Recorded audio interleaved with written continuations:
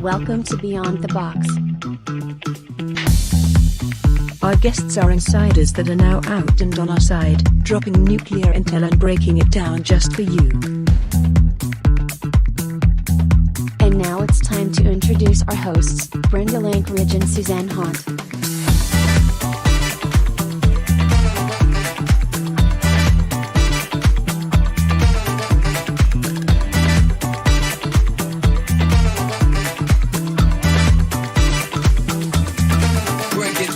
Join us and subscribe for weekly shows. Beyond the Box begins now. Let's jump in.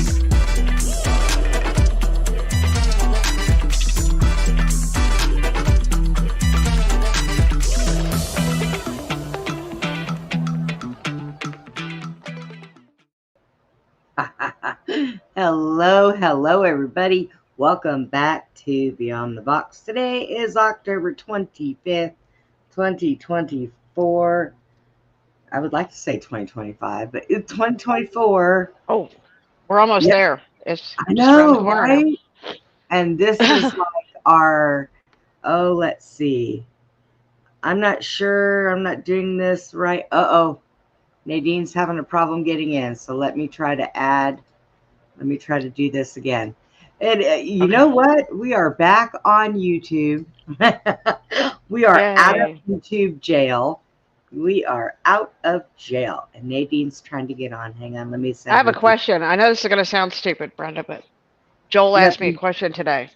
He said, aren't we having early voting, Mom? And can we vote now, or do we have to wait till? How does that work? Are we voting yet, or? Well, I guess we can, but when is voting? On the 2nd? That's my Tuesday. Wait. Okay. I think he said we're going down Tuesday, so I don't know. Okay, so that's like the 2nd, maybe the November 2nd, right? Is that right? Yeah, I thought it was like the 5th. I don't know. That's why I asked you, because you're like, you know, you know about that kind of stuff. You know, I know, you could ask me about the Bible, but you know, I could ask you about that kind of stuff. I mean, I pay attention, but I just, I know we're going Tuesday, so I guess Tuesday's the 5th, I think. Yeah, isn't that like voting Tuesdays or something? Isn't like a big Tuesday the big day of voting or something? I don't know. You know, the only bad thing about waiting is I'm going to be in line, so all I can do is keep my fingers crossed that it doesn't rain, because, you know, I don't do too well in an electric chair in the rain. You better take you a big rain jacket and an umbrella or something. Well, I do have an umbrella, and it's a big one. And you have a raincoat or something, like one of those slickers? You know, we got those at the... You have those. I have those dollar ones. At the hardware store? Yeah. Yeah, I got one of those.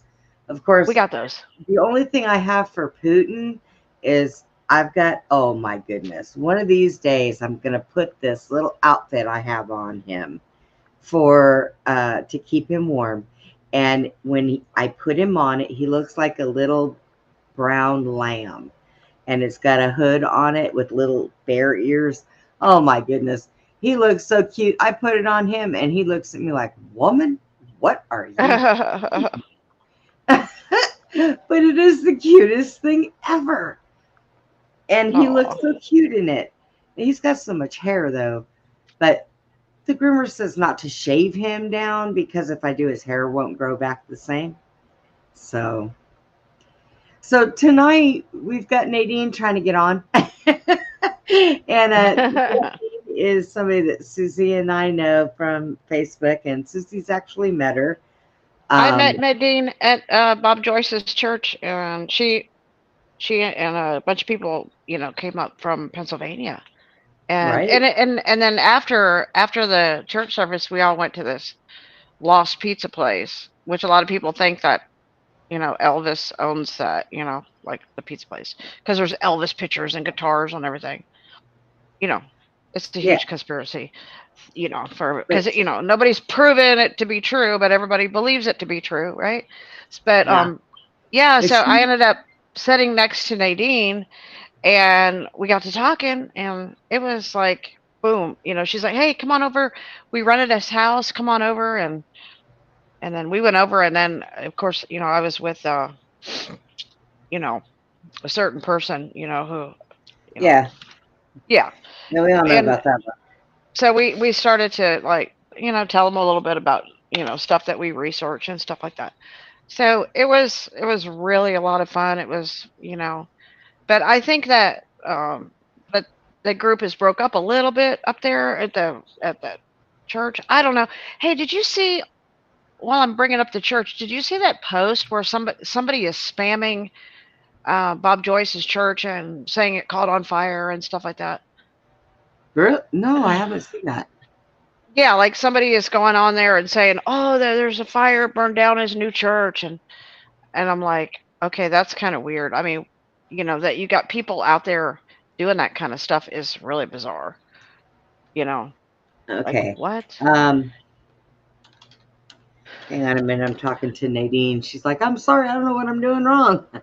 Oh, don't worry. I struggled with that thing one time for like half an hour remember, Brenda, when you had me come in, and oh my God, I hit every button 10 times and couldn't figure it out. Well, I just asked her if she's using a computer or a phone, so then I can try to sit and Phone. get it straight. Or is it a phone? Phone. She already told me. All So right. ask her if it's an Android. If it's an Android, I could talk her through it.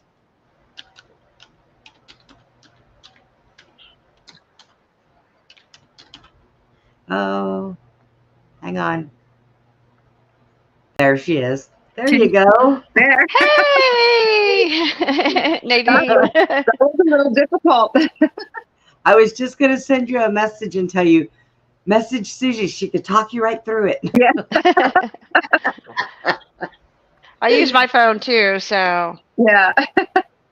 Well, I'm not doing these things. Yeah. And you know what? I have to start the show and do scheduling and all this stuff. And let me tell you something. I am so computer stupid. It isn't even funny. I'm right there with you.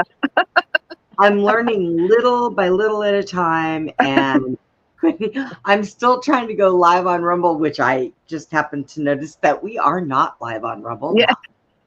But we are live on YouTube. Yeah. Facebook, Twitter, Twitch, Venmo or whatever that's called. We go all over the place, but I paid for Rumble, so I'm trying to get it to work right. I don't know what I'm doing wrong. I can't figure it out. I just cannot. She got it one day to work, when we got blocked on YouTube because one of the guests said a certain thing about Yeah, I told her, and so at least we're at a YouTube gel now. So is there a way for me to make my screen bigger so I can see you guys better? Probably turn it sideways. If you turn it sideways, yeah. Yeah. Okay, Is that better? It's a little bit better. But now I see things on the side. See things Well, on the side? Like what Like kind I of thing? see names. Is that going to just stay there? Yeah, What that's is our it? background. Okay. Well, That's I've got your logo up on the background behind us. Yeah. Yeah. So Oh, when I'm looking at my phone, half of the screen is all of us. The other side has like these little blocks that say Beyond the Box, Denise. Oh, Denise. That's the that's chat. weird. I'm trying to think how you can take the chat Change up the off. format with the chat, or can you X out the chat? Is there a little X where you could? I don't see an X, and I'm afraid to touch anything. I've never used the phone. Do you have the chat on yours? Just deal with it. We can see you. We can see you fine. Yes, So we we should be good. Perfectly Okay. fine. So we were just telling everybody about how Susie met you, Yeah. and I'm going to tell you, I will sit sometimes and watch videos, and when all this stuff first happened, my dad was missing for 4 days in Tennessee. But wait a minute. Wait, we forgot to say a prayer before we start. Oh yes. Oh God. Because last night I didn't, and Susie wasn't here, and my whole entire house was just blown up. Yes. Susie, please do Yeah. so. Your All turn. right. What is? I'm gonna say prayer. All right. So, Father, in the name of Jesus, I just ask that you watch over and protect us. And we really are hoping and praying for the best results and for all these people that are in North Carolina and these other flood victims and all these people that are suffering. And God, thank you for Nadine. Bless her heart and just, keep blessing her as she's helping and doing what she's doing. In Jesus' name I pray. Amen. Amen. So, do you want to go ahead and explain to everybody, tell everybody a little about yourself? Yeah. So I live in York, Pennsylvania. Met Susie out in Arkansas. I have 4 children, 7 grandchildren. I decided to go down to North Carolina 2 weeks ago for the hurricane and volunteer. So I took a week to gather supplies from people that I know and donations. So Wow, I ended up getting about $20,000 worth of supplies donated and about $3,000 in cash in a week. Wow. So as I was gathering, so this was my plan. I didn't have one. I was literally going to just gather what I could, get in the truck, go by myself, drive down to Asheville is where I was originally going to go, sleep in the truck and come home. I didn't really have a plan. I just know that I needed to do something. As things were evolving, I found out that you really couldn't get into where I wanted to go. So I have other friends who found a little town that needed help.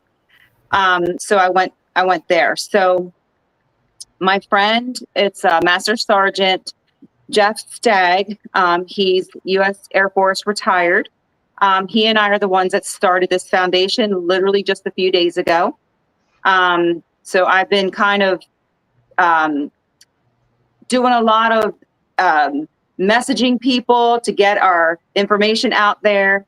We already have right around 900 followers in a day. We've got donations starting to come in already. I've already had a lot of different people reaching out to me. I just had, right before coming on here, I had a message from a husband and wife that didn't know that either one was messaging me. Then they realized that they were both messaging me. But they actually want to talk to me on the phone. So I'm going to call them tomorrow. But the guy, he was military as well, to my understanding. They do a lot for veterans and first responders and things like that. He owns a race car and does events to make awareness. And so they want to help. They want to participate. I have a woman that I met through Facebook. She's in Canada. We've done video calls. I'm actually going to be on a video call with her again tomorrow. She wants to help from Canada.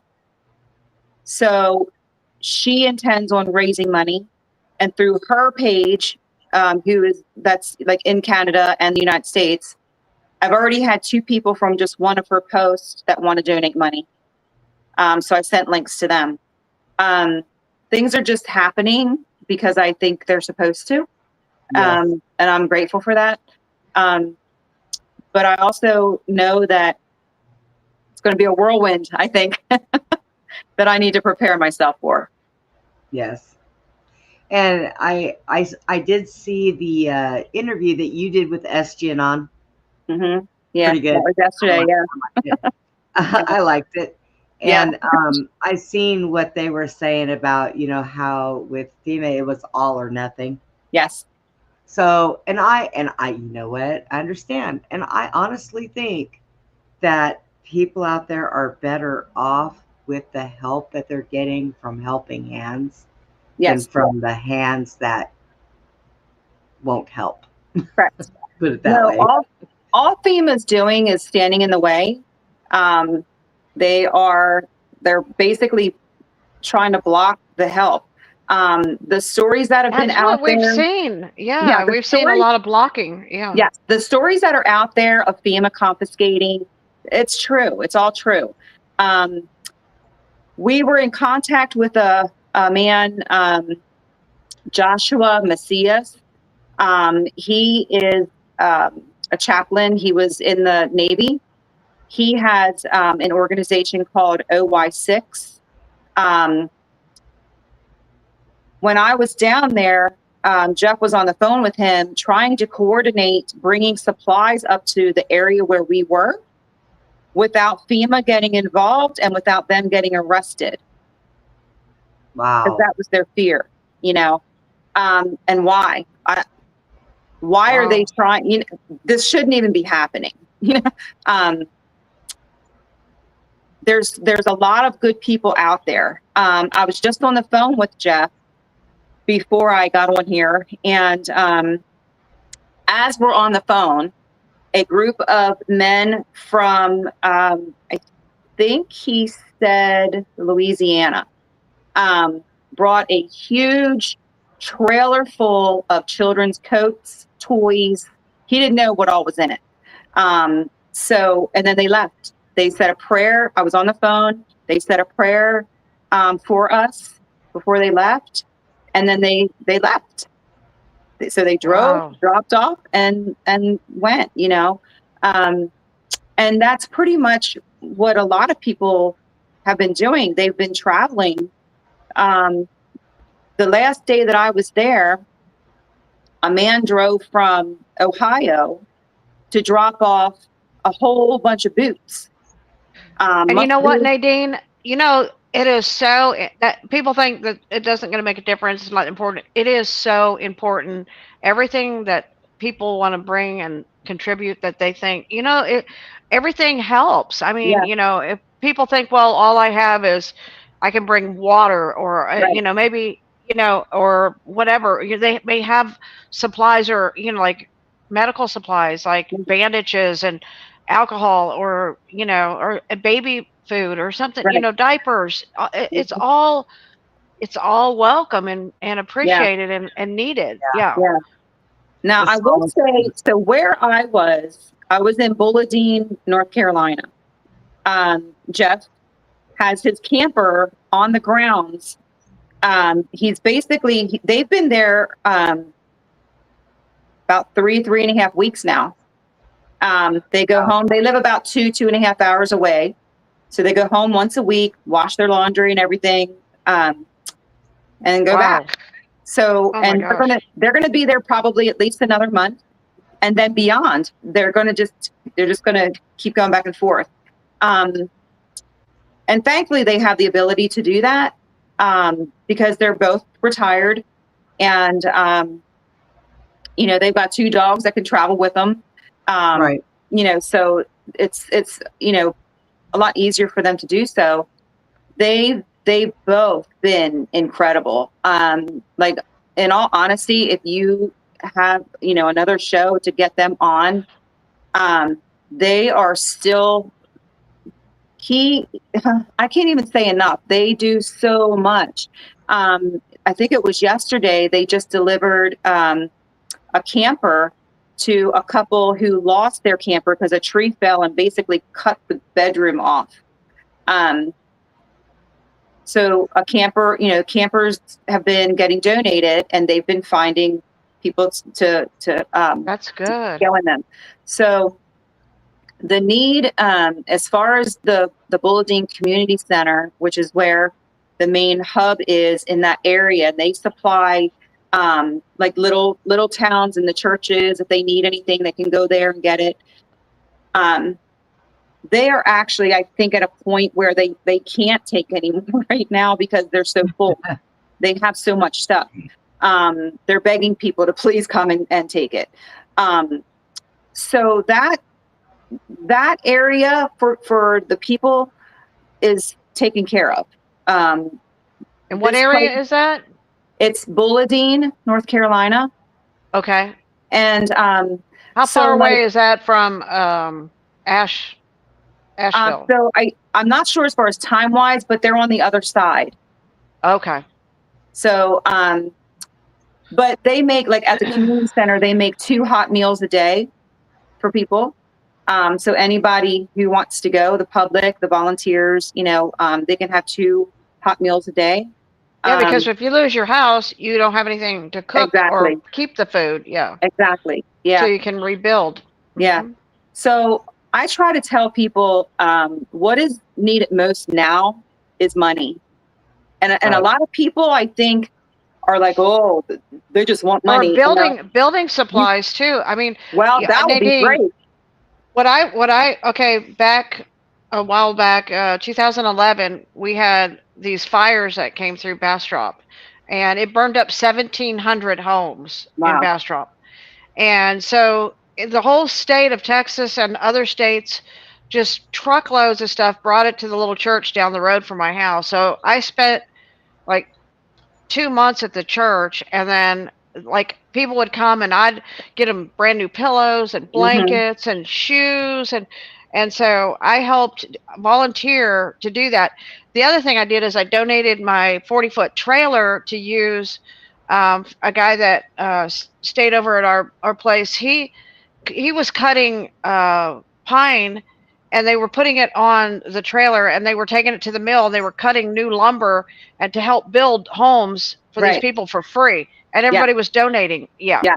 So that's why So money's needed. Money is needed to rebuild. If people want to take building materials, that's great. But not everybody has the means to haul things like that.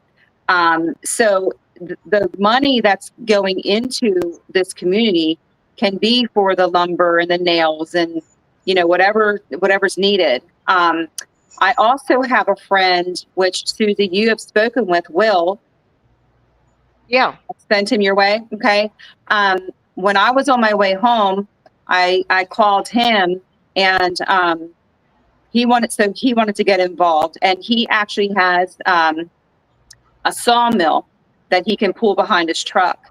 So he's actually scheduled to Nice. he was actually I think he and Joshua Macias, the one from OI6, I don't know where they go. I don't know the details, but they have an area where he can go and set up, and he's going to just be, I don't know how long he's staying, but that's what he's going to do. He's going to be cutting wood. Oh my God. You know what? Because there's so many trees down over there, and they'd have plenty of lumber to mill, their pine or whatever, They may need some people to volunteer some chainsaws to help clean it up, and but that sounds amazing. Yeah.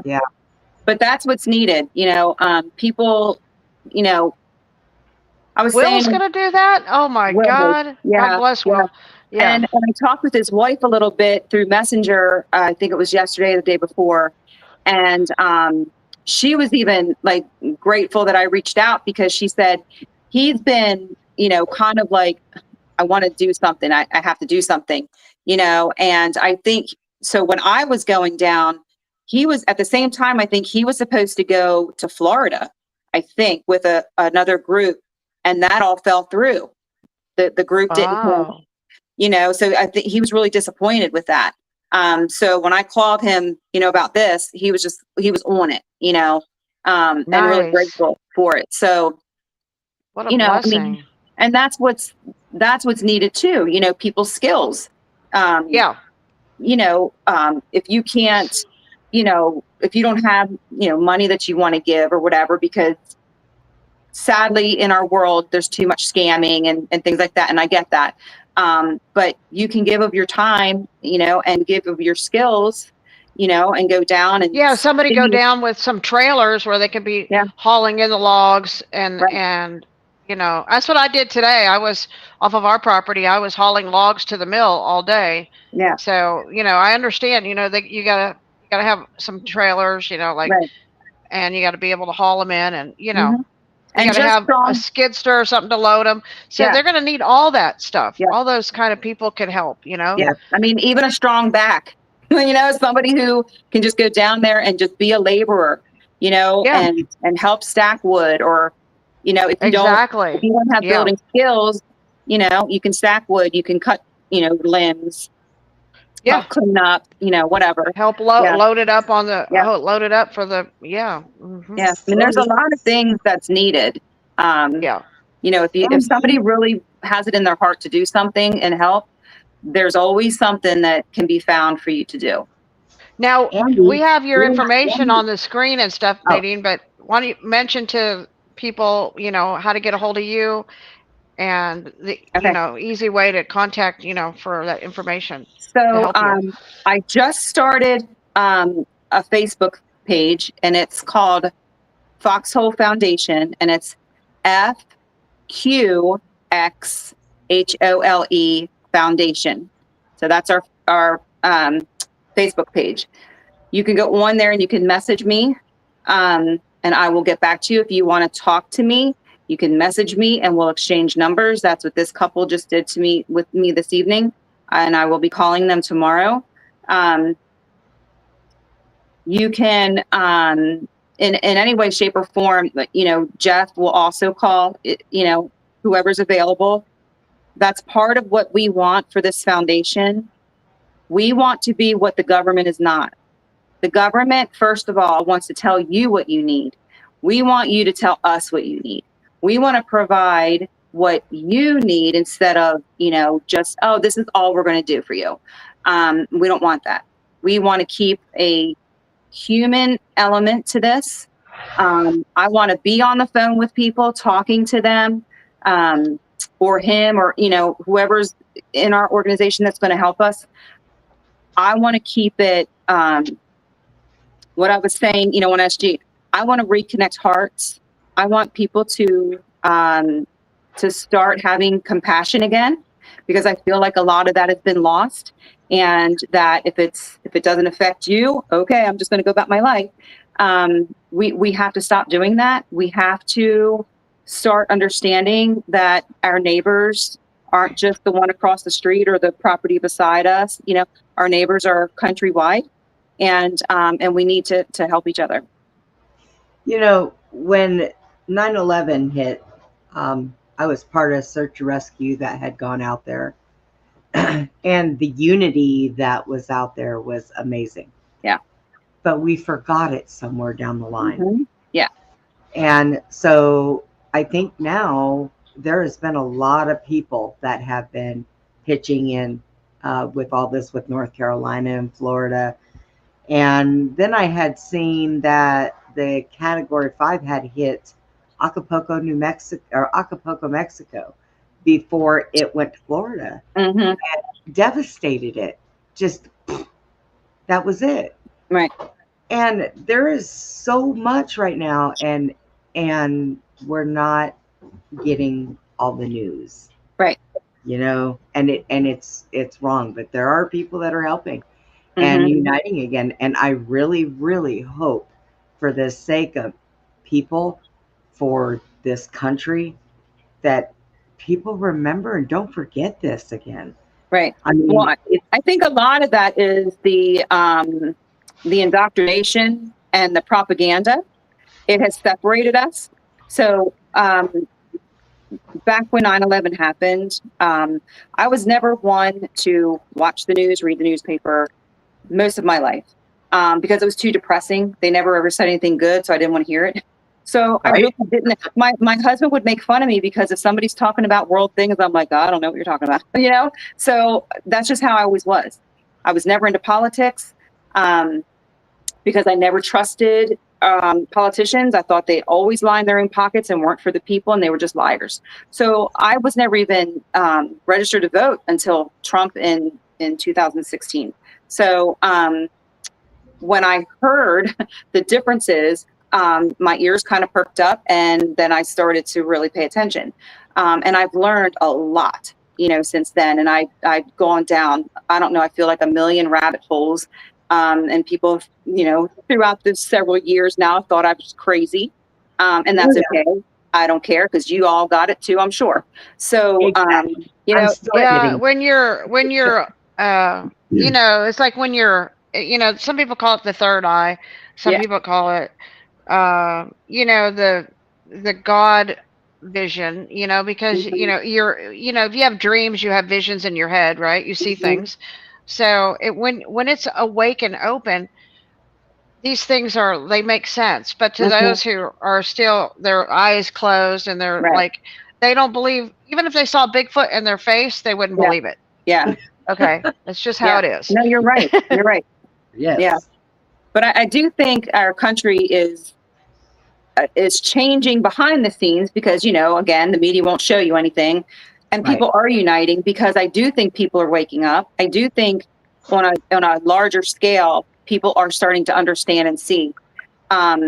You're not going to know that. The average person isn't going to believe that because they're not seeing it anywhere else. So, in your little communities, I'm in a liberal neighborhood, unfortunately. I love your yard, by the way. I watched I your think- video, and it's the cutest thing ever. Yeah, I just put a new sign out because I don't know. Did you see the one that I said she needs to put Kamala back out? I didn't see that. one? I saw, Okay. No, I didn't see that one. Is that a new video you did? So I did a video because she put the blowy Kamala, right? Oh, Yeah. Lord. I have my big Trump out there, my blow up Trump. And so she ended up having to put her Kamala out, right? And so I did a video and I was saying how, the dancing idiot across the street with Kamala, I was like, she's in competition with me.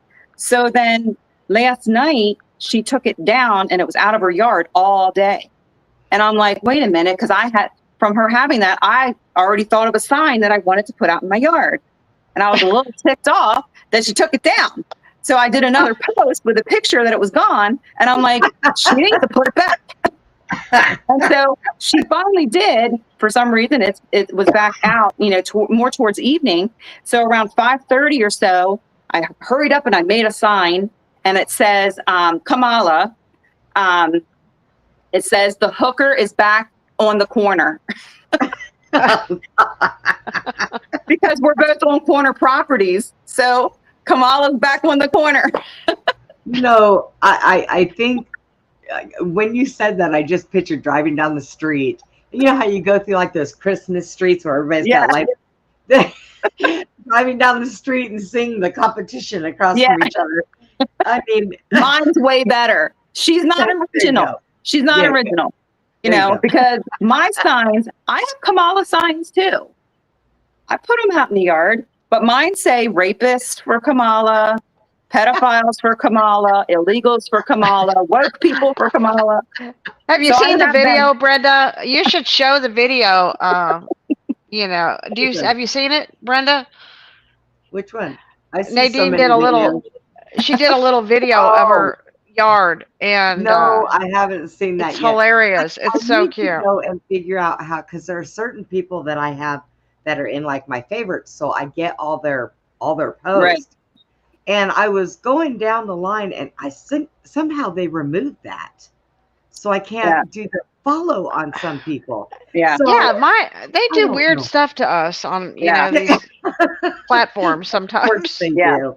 Of course. Well, yesterday, right before I was going on with SG, it was like 10 minutes before I was going on with him. There was a car. Oh, by the way, Will he's watching, so just wanted you to know. Awesome. Hi, Will. But yeah, so 10 minutes before, I saw this car literally right at my front door almost. I have a path out and then the street. And the driver's side door was open and somebody was sitting in the passenger side, but I didn't see anybody else. So I went out and I asked her if she was okay. Well, here, the driver, she was out taking pictures of my house. So she came out. A good driver or a bad driver? I mean, good. Like they were just like, they love my yard. We get people honking all the time. We get people stopping and telling us how much they love our house, or people stopping and taking pictures, like all the time. And so she says to me, she goes, do you see him behind me here? Right back there? Yeah. Do you see him? Okay. Yeah. That's my man, right? So I have him in the background just because of this, but he's usually facing my front window. My neighbor's across the street. And so this woman says to me, she says to me yesterday, she goes, yeah, I was here yesterday and I took a picture of him in the window. And I didn't say anything. I'm thinking that's kind of creepy in a way because you were taking pictures in my window, but whatever. So it was just funny. But so I said some things to them about, do you know anything about truthers or whatever? And they're clueless. They're Trump supporters, but they're just clueless.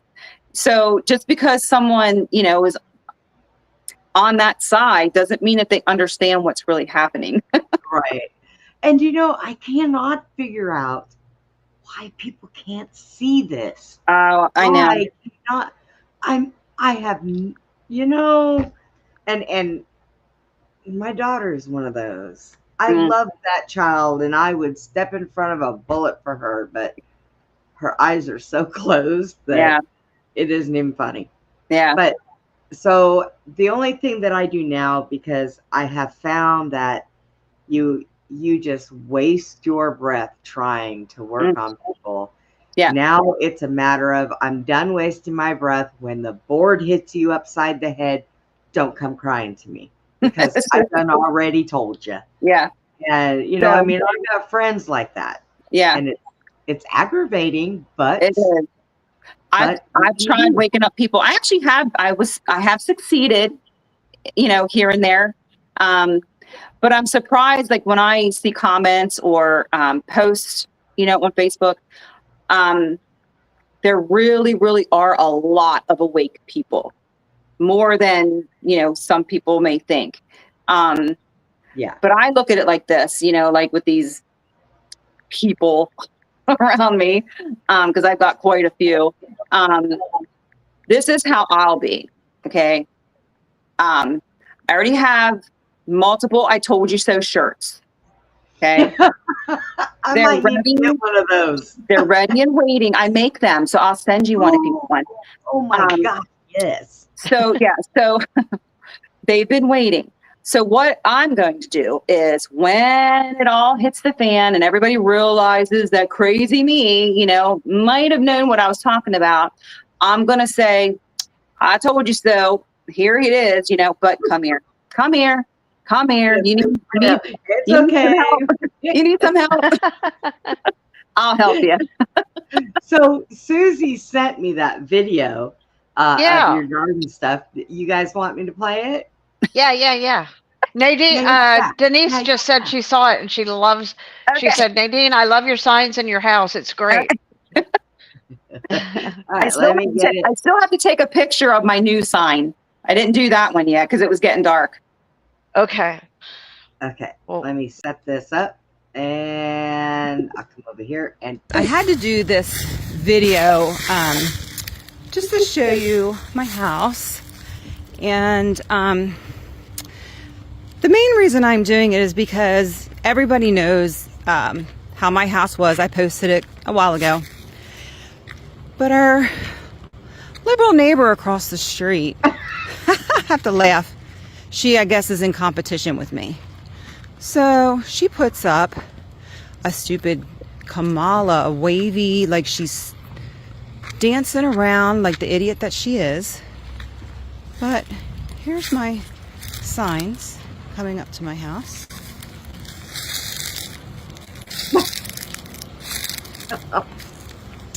My flags. Some of my flags need fixed because it's been pretty windy. I got flags on both sides, different flags.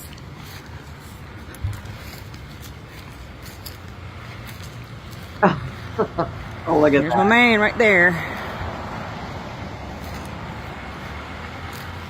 All my flags there. Here's my Kamala signs on this side.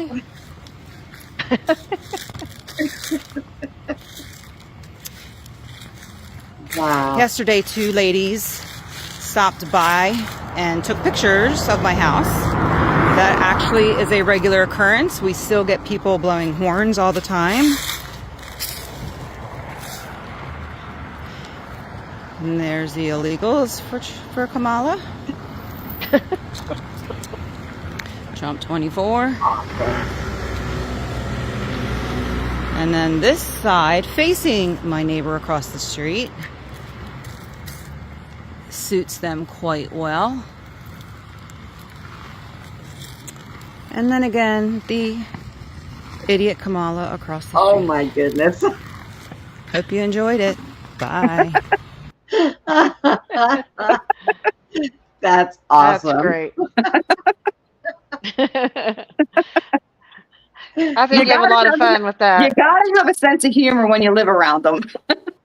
Yeah. That's You right. know, That's good. I live in well, I live in an apartment, but the way these places are set up, they're upstairs, downstairs. It's all one big round circled street, and they're all the buildings, right? So I got sent a Trump 2024 flag from Barron, and I can't hang it outside because the landlord said if you hang it outside, somebody might set it on fire. I'm like, yeah, that wouldn't be a good idea. So anything that I have, I cannot put outside. We put, I have this wooden star thing that, is an American flag. And, she says, you might want to think about taking that down because I've got a lot of little, I'll say it, thugs living around here. I don't know what happened. I moved out of the ghetto, and then a year later, the ghetto started following. So I just can't get away from it. But your yard looked awesome. That was pretty neat. So when you went down there, are there other organizations down there helping you guys too? Other people, Yeah. coming in. When I was there was a group of young men from the U.S. Men's Academy. They were impressive. I did an interview with them around a campfire. So if you ever get a chance, go on my page and look for that. They're incredible for their ages. I was just so impressed. They're a Christian-based group, and basically, I think how he said it was they are a group who teaches good men to be great men. Wow. Nice. So they're just incredible, and I think they're based out of Georgia, I believe. Oh, wow. I had asked him, like if somebody wanted to join, is this nationwide? So it's not at this point, but he said that they're trying to build on that. So that was a really good group. I said when I was already gone, but when I was there, I said we were on the phone with Joshua Macias with OY6. But Jeff has connected with him now. That's who I believe Will connected with for doing the wood. So yeah, there's different groups coming in. There was supposed to be somebody coming today. I think some things may have fallen through, but there was a group of 8 men, I think, that were supposed to come today from Ohio that had like construction backgrounds. Nice. So Yeah. I'm not sure. I feel like Jeff said that a couple of them couldn't make it. So it might not be as many as there was intended, but I do think that some of them are still coming to help. And they were basically like, just put us to work. Just you tell us where to go and what to do, kind of thing. Well, I mean, it is also amazing. Everything is amazing. What you're doing, the group of people that you're hooked up with down there, the foundations, it's amazing. And I just, every time I see a video of things the way they are out there, and like I said, my dad for 4 days, nobody knew anything. So when I see some of the videos, just breaks my heart. I seen one the other day that said that even nature was trying to get back to normal out there, and it showed a bear going across the floodwaters and trying to get up into the hill and everything. It just breaks my heart because it's bad. Yeah.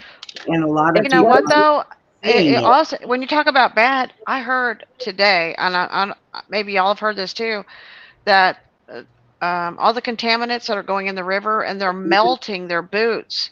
The chemicals are melting their people's boots, and people are So getting really sick because the when, water's filthy. Yeah. yeah, so when we were actually, I'm trying to think what we were doing that day. We were delivering, I think, a generator and bread. You know, we were like going to separate areas, dropping things off. And the one church that we stopped at, there was it was actually on a Sunday. So everything was closed there, but there was a man outside of the church. I don't know if he was kind of just guarding it. I'm not really sure, but he told us about that, how, you know, boots were being melted and things like that. So here's Crazy. me. Okay. But I was wearing flip-flops that day. Oh no. Okay. Oh, And my shoot. feet were in it. Okay. Because I was getting footage. I was going down in things. The one video I was doing, I was like, oh, like that, because I slipped a little bit, you know, and my foot was Oh. in the mud. So if it's contaminated,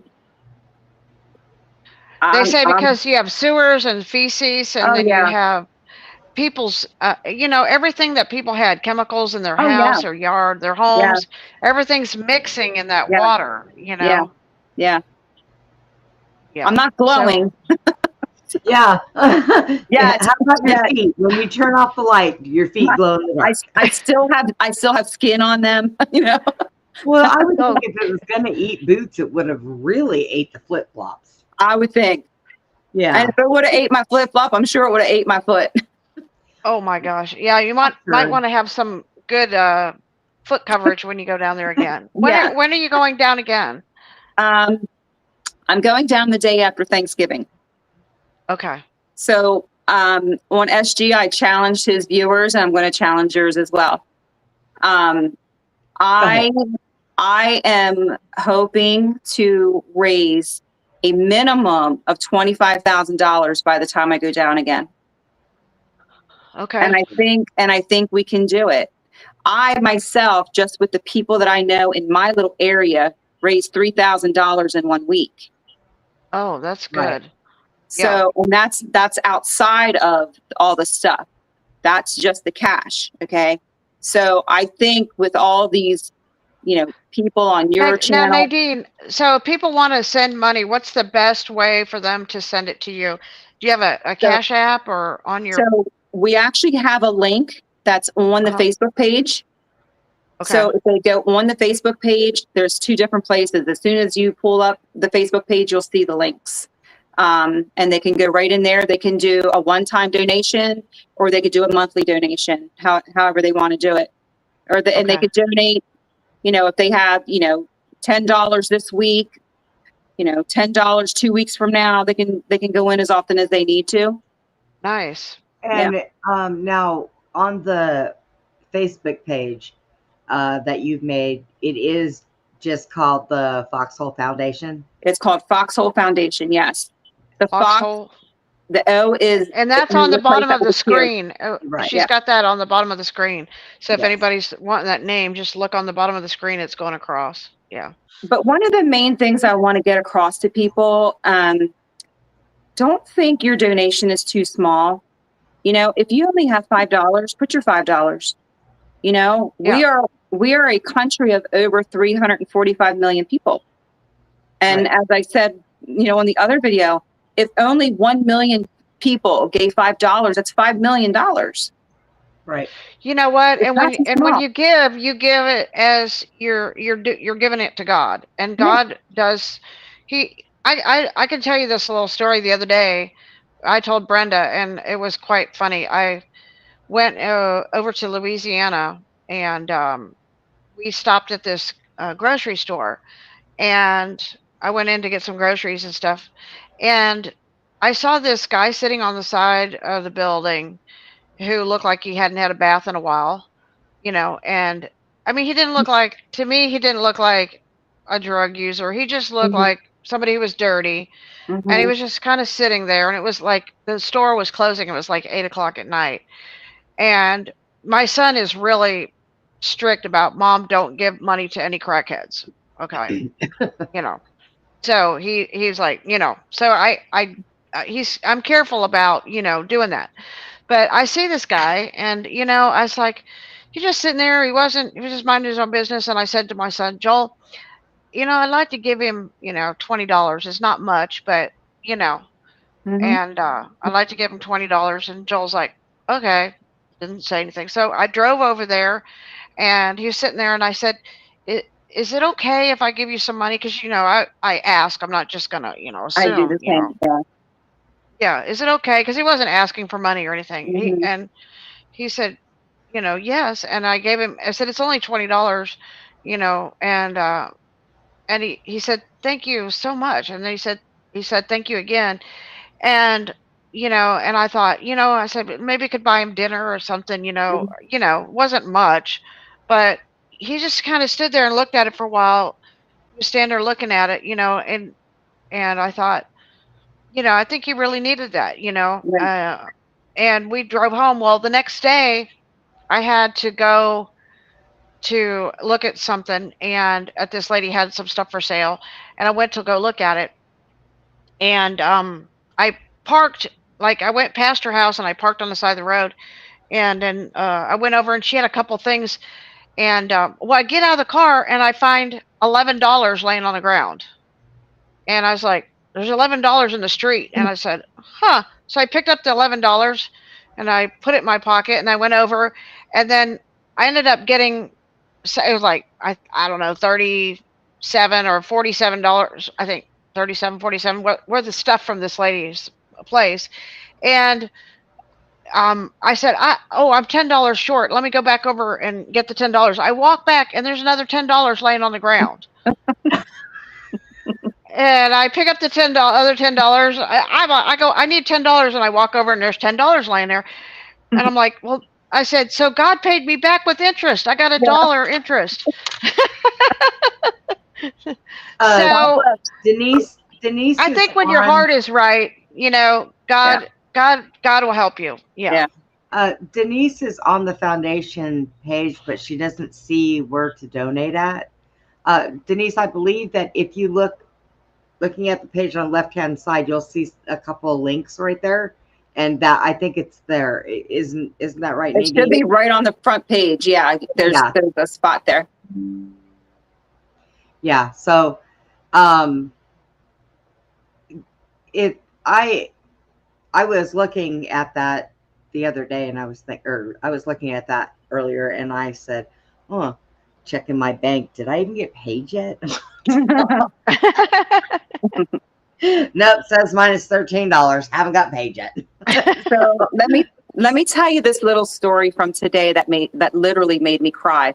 My husband and I were coming home from getting groceries, and I got a text from my daughter. So I have 3 daughters and a son. My 2 oldest daughters are the ones with the children, and so my second daughter has 3 little girls, ages 1.5, age 6, and 8. So my daughter saw the interview with SG, and she messaged me and said, it was really good and everything. And she said, I'm going to donate some money. I don't have a lot, because she's a stay-at-home mom and everything. And so she said, but I'm going to ask the girls if they want to donate anything from their piggy banks. And she said, and I posted the screenshots of what my daughter was writing to me on my Facebook page. And so she was telling me, she said, the girls without hesitation both want to give $100 each. And all the change in their piggy banks. And that Reagan, which is the 6-year-old, wants to also give her special $2 bill. Oh wow. Oh my gosh. Okay. So then my daughter sends me this little video, and this is what really made me cry. They were sitting on my oldest granddaughter's bed with their piggy banks and going through getting the change and everything together, and it was just such a proud moment. So my daughter told them what a good thing they're doing. And the older one, the 8-year-old Cadence, she says, well, Mommy, they need it more than we do because we have a home and food and a family. Wow. from 8 years old. Beautiful. So people need to follow the compassion of children, you know, Out of the I'm mouth of babes. Such wisdom out of such An wisdom eight- and common sense. yeah, Yes. yes. And, you know, it's through indoctrination that they lose that, you know, but they've got, you know, the best parents. So I don't worry about them. Well, they have a good grandma too. And Thank you. But it was they just learned like that from you. such a proud moment. I was just like so filled with joy. It was crazy. And I can't wait because I'll be seeing them tomorrow and I am just going to give them the biggest squeezes. Oh, Right? It's That just, is so. it's just, you know, but that's the thing I try to get across to people. We have to stop the division, you know, when we were down there, nobody asked questions. Nobody asked you what your belief system is, what your Right. political views are. You know, nobody cares, you know, and that's one thing, you know, that Jeff and I and his wife Donnie, you know, we talk about, and we just want to meet people where they are in their life and just help them, whatever that means. So this foundation, although right now we're focusing on this hurricane because it's devastation and these people, winter's coming and they need shelter. So we have to get things going with them. yeah, that's kind of scary. I mean, it's yeah, going to get cold, and exactly. But this foundation, our big dream, our big goal, is to just help anybody. A disaster doesn't necessarily mean a natural disaster. It can mean anything in your life, you know, and so that's what our goal is. You know, if I happen to be out somewhere, or Jeff, or you know, anybody that's around us happens to be out and they hear a story from somebody standing beside them, you know, of something, we're going to say, hey, is there anything we can do to help? That's what we want to be. Yes. And we have to help our veterans because that's another part of this. That's what I was going to ask you. Yeah, Were there other things that you guys were going to be doing? Yeah, we have to do that. So honestly, I don't feel like this is not going to succeed. Already in less than 48 hours, I've had multiple people reach out to me that I have no idea who they are, that want to help. And I said, you know, now in Canada, you know, she wants to help. She wants to raise money. She wants to get her people involved, you know, so I'm not really fearful of that. I just know, and Jeff and I were talking tonight, we need to be ready. You know, we have to be ready for the influx of everything, you know, because this is new to us. It's not something that, you know, we've done before, but, and I should say it's not something we've done before on this scale. All of us that's been involved have always done for people our whole lives. That's just, you know, just the personality. Yeah. I had a couple one time when I lived in Arizona. They were with the circus and they had 2 little kids. No, I'm sorry, the carnival. And what I did not know is when you get fired from the carnival, okay, they leave you right where they fire you at. Oh. They don't take you home, nothing. So I'm going into the grocery store and this gentleman walks up to me and he says, ma'am, he said, please, when you go inside, will you buy me a loaf of bread so I can feed my kids? So I thought, okay, well, no problem. And I could see the kids and the wife sitting on the other end. They had a dog. So I went inside and I bought bread and sandwich meat, little drinks for the kids, bottled water, dog food, everything. And I went back out and I gave them this. And I asked them what their story was, you know, what happened, why they were there. And they explained it to me. Mm-hmm. I took those people home with me, dog and all. I let them stay at my home until they could contact their family to get them bus tickets so that they could go home. Right. And I wasn't expecting anything back. They stayed with me for about 4 days. You know, I fed them and we bathed the Mhm. kids and everything. So about a month and a half later, I get a letter in the mail with a money order. And those people sent me almost $2,000. Oh my gosh. And I was like, whoa. So I got a hold of them. I said, you didn't have to do that. Oh no. He said, I am back working my normal job. I'm making money now. You struggled to help feed us and everything else. And I am paying you back. And I thought, wow, you know, it, Mhm. doing stuff like that. I lived in Arizona, 120-degree weather. I see a homeless woman with nothing on her feet, no shoes. I go inside, I bought her flip flops, at Mhm. least something she could put on her feet because the Yeah. ground's hot out there. And, so I didn't mind doing any of that stuff. I still Mhm. don't, you know, cook for the homeless, take it down the streets and feed everybody, Mhm. you know. Things Yeah. have slowed down for me a lot more since I lost my leg. So, because it's harder for me to get around now. Right. So, but I seen what you're doing. And when I talked to you about it, and Susie said, hey, Nadine has been doing this down there in North Carolina, volunteering and all this stuff. And I said, well, she said, she'll want to come on the show. Well, by all means, yes, let's get her. Let's do it. Because what you're doing is amazing. And Thank you. people out there, if you can afford, I mean, and I know we all live off of very small budgets nowadays. Mhm. Uh, a lot of the people that watch our show are on Social Security and stuff like that. But Mhm. if Nadine's right, if you've only got $5, donate that $5. Yeah. These people have Yeah. nothing left. I seen videos that I had one today and I watched it and I sat there and bawled like a baby. A grandfather who went to church with his family the day before that happened. Yeah. And the little girl wanted to stay with them, so they took her. And he asked the parents to stay. And they said, no, no, they were going to go home. And when they went home, washed away, they found his son's body, and they still haven't found his wife. And now the two sets of grandparents are going to raise that child. Right. And, at least she has that and she's got love, but they've lost everything. Right. Some of these people have lost everything. And it doesn't matter if they're Republicans, Right. Democrats, liberals, They're conservative, people.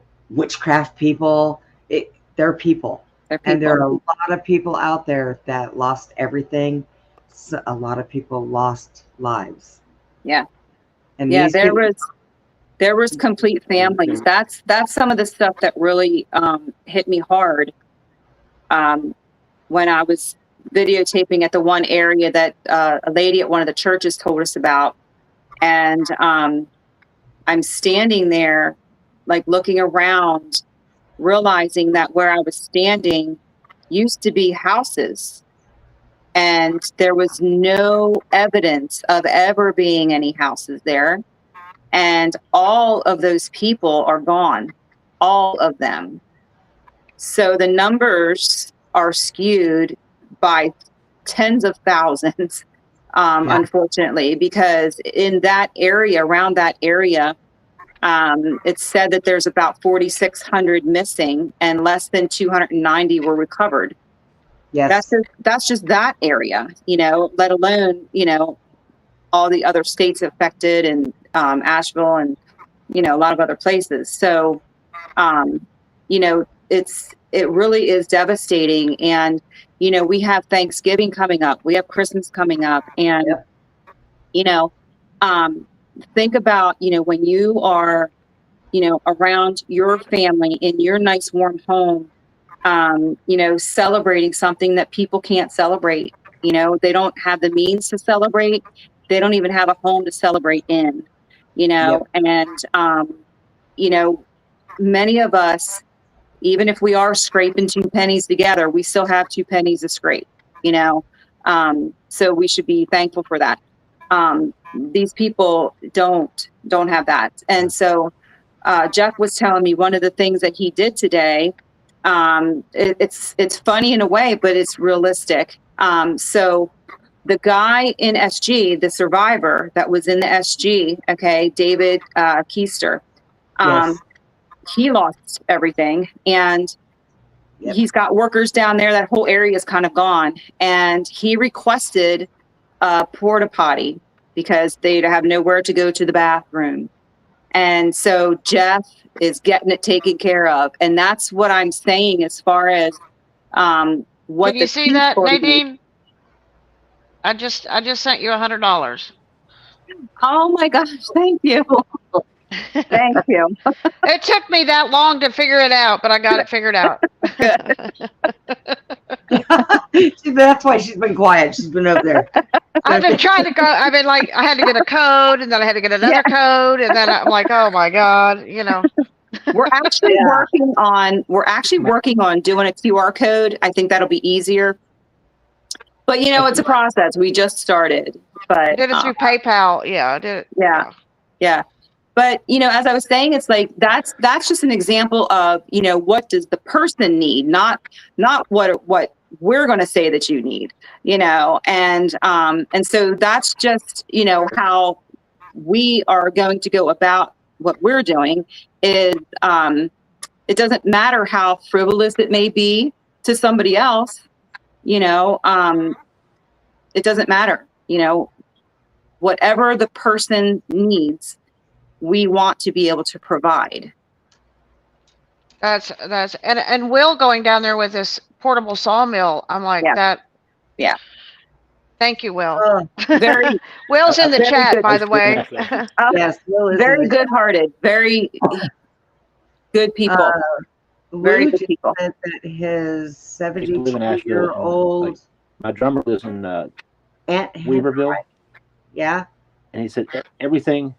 I mean, he lives pretty high up in like the little canyon there, and he said everything below his house is gone. Mm-hmm. And he took his family to his parents' house in Ohio, and they said they don't know exactly when they're going to be able to go back. But another one of my former bandmates lives in Candler. He's been organizing for his neighbors and setting up. They've been doing like kind of potluck meals and for the folks, or you know, having like I think that they basically set up like a mobile kitchen, and nice. they've been taking donations and stuff. His name's Scott Rains. He was the guitarist in the band I was in, and he's a realtor in the area, and he was able to mobilize some folks that were around. Their place was on a creek and it's gone. Mm-hmm. And it's a biblical scale. The first house that we had stopped at, it was a little general store, and I got her phone number and everything, which I try to do with a lot of people down there because I want to stay in contact with them and just encourage them, and if there's anything that's needed. But her little store, so she lives at an apartment at the top of the store, and so the store got flooded, but she sent me before pictures of her yard, and she lost about 10 feet of her backyard. So it's no longer there. It's just it's washed out. It's like part of the stream now. You know, it's just gone, and it's probably about, I don't know, 2.5. I jumped down there too, about 2.5 to 3 feet that used to be there, you know, and that's how deep that washed away. And there was like a little bridge or whatever that was just gone. So, and she wasn't even in the worst of it, you know, but nobody can understand or grasp how bad it is through a video or pictures. You just can't. Right. You know, so that's one of the reasons why I wanted to go. I wanted to see for myself. I wanted to be able to show the truth to other people because I know. And Nadine, can you like do videos when you go down there and keep us updated and then come back on the show again and share? Yeah. Okay. Yeah.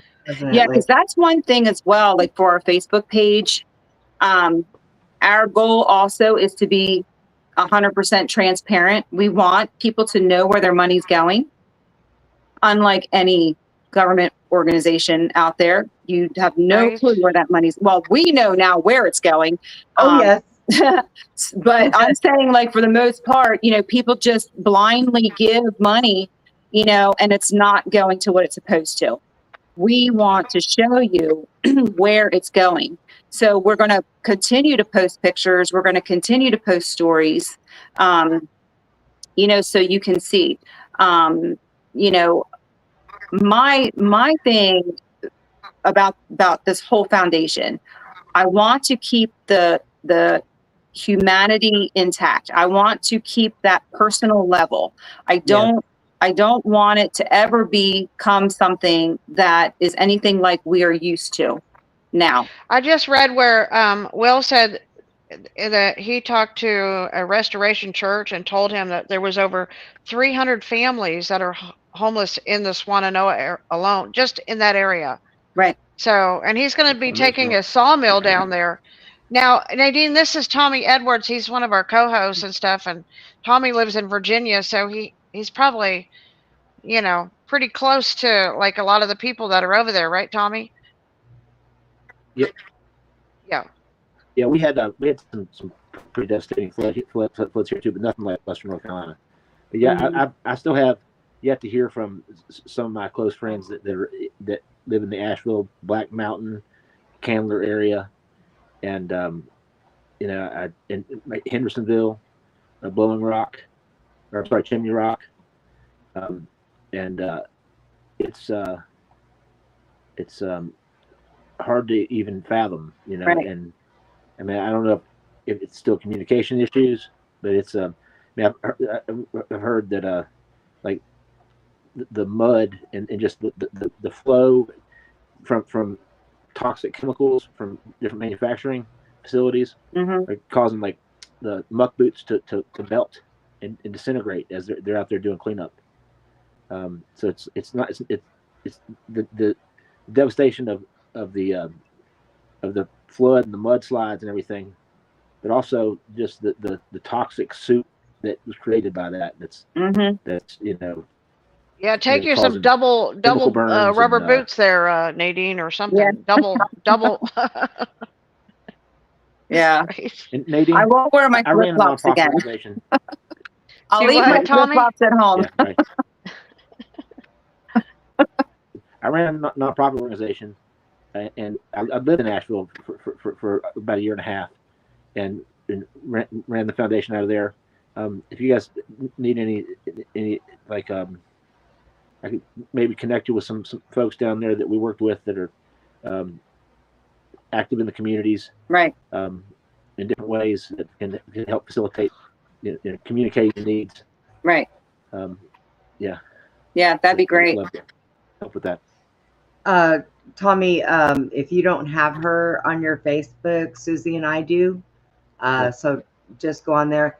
Go ahead and send her a friend's request. That way you can communicate with her. Yeah. For that. Because at this point, right now, any help, anything.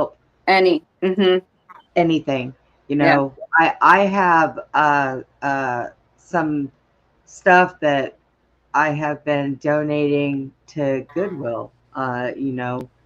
Anything, you guys, think about this. Dishes, stuff that can be used. These people lost everything. Yeah. Coats, wintertime blankets, and things like that are important. Another thing that's really needed is gasoline and propane. I was going to say gas. They have to have gas to do for all the this generators.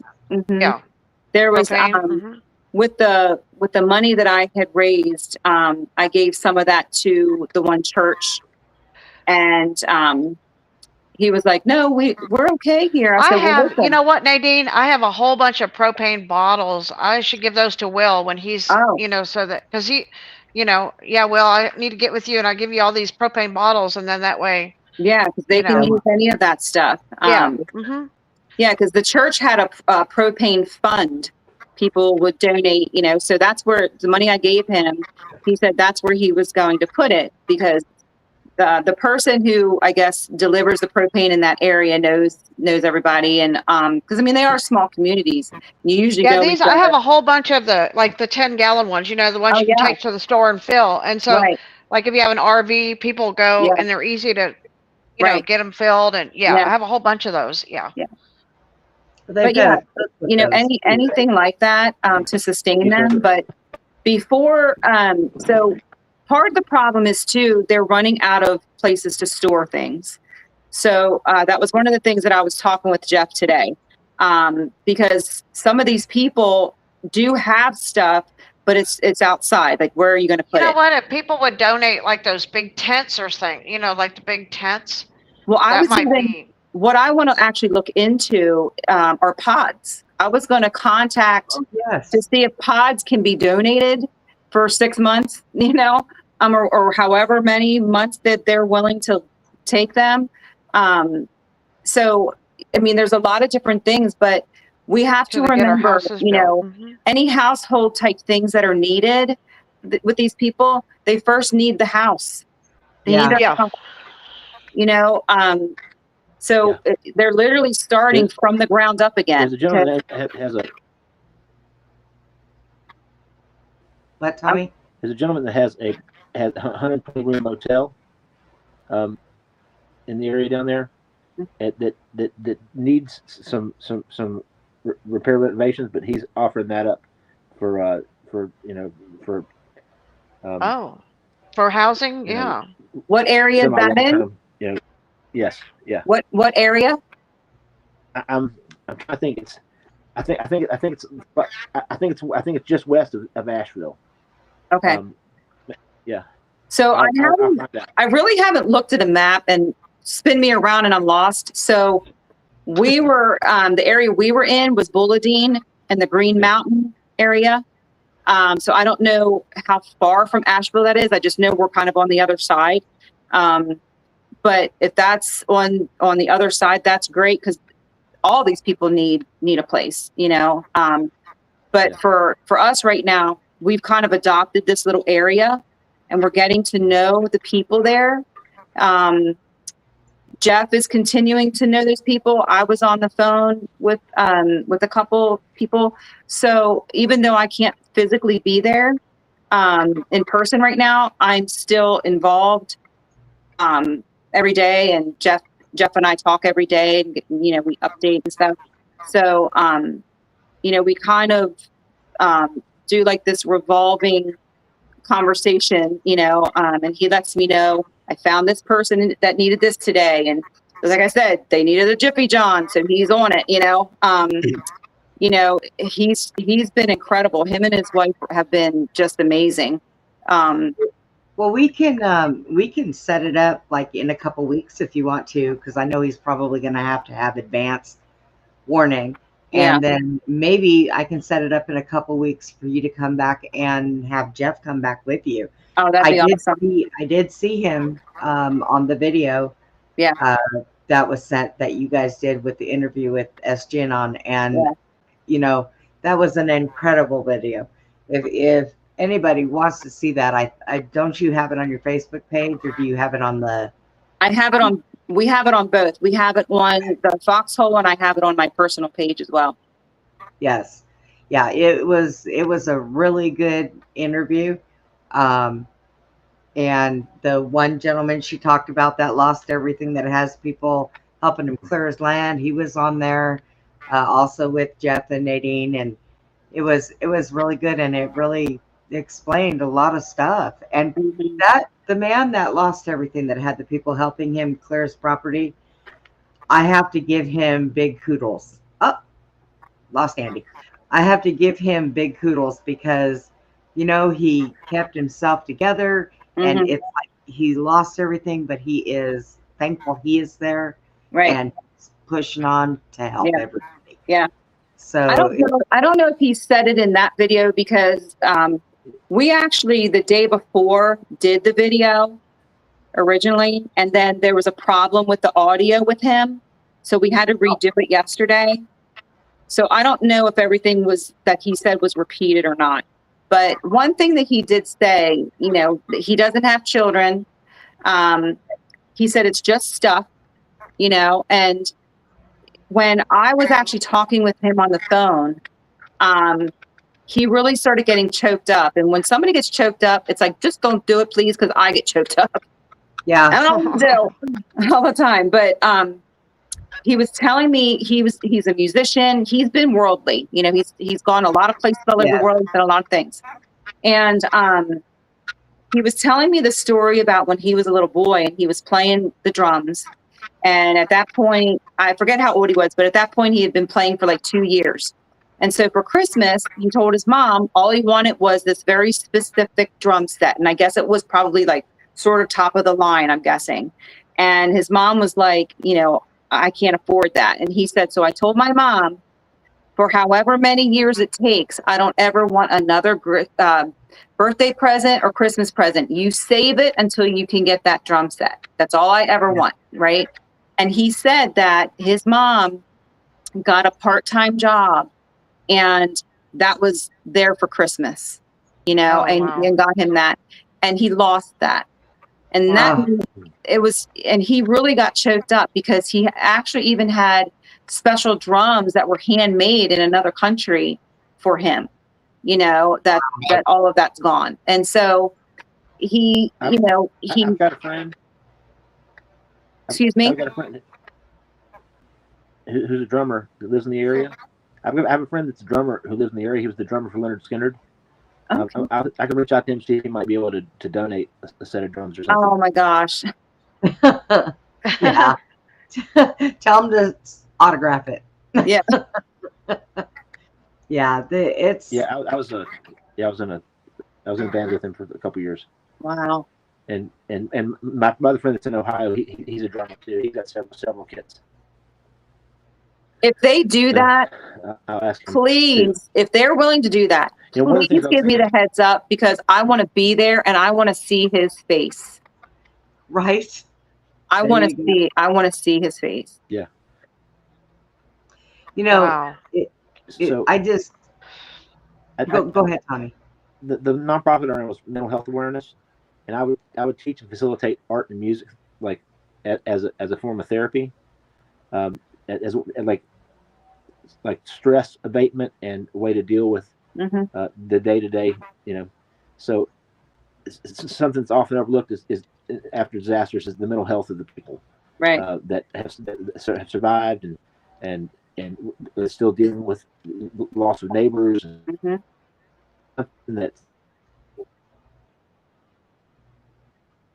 different things. Just to have a place to facilitate some of that, especially for the young folks, the kids. But adults can benefit from it too, and it's something that that I taught and worked with community service boards in that area and in Southwest Virginia for several years, and we had amazing response from the folks, like group homes of folks. They saw complete reductions in behavioral outbursts and stuff. So it's something that positive creative expression is something that's often overlooked after natural disasters, and it's one of the most inexpensive interventions that can be applied. It's like after the earthquake in Haiti, it's one of the first thing that the prime ministers, the first lady, set up were these art and music kind of like sessions at schools for kids, and they also provided like a lunch every day. They gave them something to do while they were rebuilding, and it had an immense impact positively on the young folks. But I think that's something that if there's anything any way I could help with that too, would love to participate in that. And, we could solicit Crayola. Potentially, I've got some connections with them out in Kansas City. See if they could maybe donate some art supplies. Right. And Yeah. Kind of, I mean, I'm sorry, I don't just Well, there's That'd a be awesome. family. a bunch of it. There's a family called the Whitsons that we were told about the day that I was doing the videos where the homes were just gone. We were actually on our way to try to find them, and then we found this other little old man that we talked with, and Donnie was videotaping him, and so I posted with him too and got pictures and stuff, and so it ended up we didn't have time, to continue, so we ended up having to go back, because again, something like this, I can't not take the time. I'm not going to rush somebody through their story or anything like that, so if something has to move a little bit, then that's just the way it's going to be. And I would treat everybody the same way. But the day after I left, Donnie and Jeff got to meet this family, and first it was Donnie and her friend Candace, and so she did videotapes and everything. And Nick is one of the sons. Their mother is 96 or 97, and she's in a wheelchair. She has dementia. The whole downstairs of her house is destroyed. Beside the house, they had a store that's been in their family for generations. So her home was built in 1895, and the store was built in 1927. So the night that I was leaving, I didn't want to leave, to be honest. And, but I felt like I really wanted to meet this family. So I still had a little under $1,200 in cash to use up. And so I gave it to Donnie to designate for that family and whatever they needed, because I wanted to adopt this family. And so part of the reasons that I am doing this, they were the ones, their story, even though I didn't meet them, and understanding all of that is what pushed me farther. So my goal was to start with them originally because, one, you've got the history value, right, of a home and a store. You've got the value of the store as far as being a part of the community. They were a general store. They had furniture, food, tools. They had a little bit of everything, and when you're out in that area, there's not a lot of stores, you don't have Walmarts in the middle of the mountains. So, in order for a community to thrive, they have to also, have places to go for their needs. And so, so I thought, this family needs to be helped in that way. Plus, all of their ages, they're not spring chickens, I mean, the mom can't help, they're the kids are helping her, because he said she can't be left alone. So somebody always has to be with her. So they're staying in the upstairs of her home. And they've actually, I just had gotten a TikTok, 60 Minutes interviewed the daughter of that store. So that family is now, I guess, coming into the news a little bit. So, but he said that FEMA came in and with their big cameras, for the TV, and did whatever they were doing. He said they weren't there long, but he said after they were done, I asked them, "Are you going to help us now?" And they said, "No, we don't help businesses." What? No, we don't help businesses. Especially small businesses, I think. So, they're on their own because these people don't have insurance to cover them Towns either. can't survive without businesses. I know.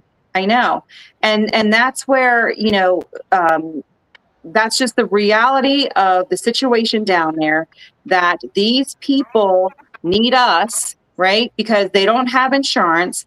The government is not helping them. you know? Wow. So they have to have people taking care of them. And that's what we're supposed to do. So under any circumstances, you know, that you may, you know, be struggling or whatever, think about, is there anything that you could sacrifice for a week and give that $5 or $10? You know, most of us blow money, stupid little things, you know, all the time, you know, Yeah. and so, you know, I just say, you know, is there I know I anything? do. Yeah, is there anything that you think of, right, that you think that you can go without for a week, and whatever money that is that you would have spent, just give it, you know, because you're literally giving to people, like you said, Brenda, that literally have nothing, nothing. You know, Yep. they are starting completely over. And I think too that some of them have survival guilt, you know, Yes. because of the tragedy, because there's so many people that have died, you And know, and they've lost family they've members lost, and yeah, friends, you know, and the grief is probably overwhelming. yeah, yeah. So it is a lot.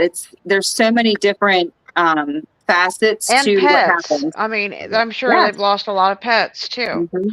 Yeah. Mhm. Yeah. There's so much to it. And Nadine, God bless you, woman. I was gonna say, God bless you, You, you, Nadine, Thank for you. everything you you do. guys are doing a wonderful job. I am so Because glad that God put me next to you that day, and I got to meet you, Nadine. Thank you. You know, may have been so over pizza. Things don't happen by chance. No, no, not at all. Not at right, all. You and I clicked, like, I think in the first 5 seconds. right. She came home after doing that and called me, and we talked, and she was telling me all about it. And I was so upset because I really wanted to go up there with them. She was but supposed to go with us. Yeah. it's a 5-hour drive for me. Yeah. Just to get to Susie's house. Right. And I have to have certain accommodations because of my wheelchair. Right. And I was so jealous because I wanted to go so bad. Aw. And I couldn't go, but I got to hear all about it. So Yeah. that was okay. You know, But, that's go where ahead. Will and I met as well. Oh, nice. And Will only lives about an hour from me. So, I thought that was funny. right. I haven't met You Will see? yet, but we talk, you know, yeah. That's how Jeff and I met on Telegram. He actually reached out to me on a chat channel because I was always, if I saw in a chat channel somebody struggling with their health, I would say, do you know anything about ivermectin? You know, and if they say yes or no, you know, I would say, well, I Oh, have I information. just took some of that yesterday. So I was always giving information, you know, I mean, My horses love it. yeah, I've given information to literally thousands of people around the world because I have people that will message me, and he was one of them. And we just stayed in contact. And then he had a Telegram channel. It was a private channel called the Foxhole that he invited me to. And so I was in it, and we just stayed in contact. And last November was the first time I ever met him in person, him and his wife. And it was going out Nice. to the church. He wanted to go. You know, I had invited a bunch of people, and he wanted you to drive go. a long way. You drove from Pennsylvania all the way to Oh, yeah. Arkansas. Yeah. Yeah, I did.